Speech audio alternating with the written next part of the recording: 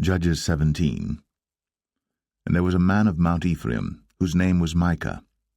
And he said unto his mother, The 1100 shekels of silver that were taken from thee, about which thou cursedst, and spakest of also in mine ears, behold, the silver is with me, I took it.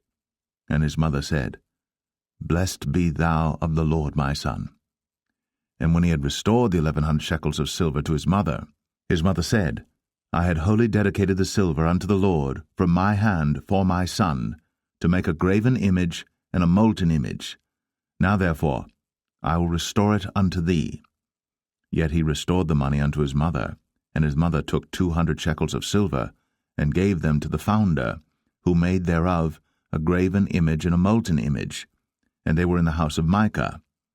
And the man Micah had an house of gods, and made an ephod and teraphim, and consecrated one of his sons, who became his priest.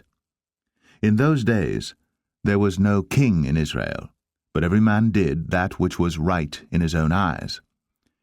And there was a young man out of Bethlehem, Judah, of the family of Judah, who was a Levite, and he sojourned there. And the man departed out of the city from Bethlehem, Judah, to sojourn where he could find a place. And he came to Mount Ephraim, to the house of Micah, as he journeyed. And Micah said unto him, Whence comest thou? And he said unto him, I am a Levite of Bethlehem, Judah, and I go to sojourn where I may find a place. And Micah said unto him, Dwell with me, and be unto me a father and a priest, and I will give thee 10 shekels of silver by the year, and a suit of apparel, and thy victuals.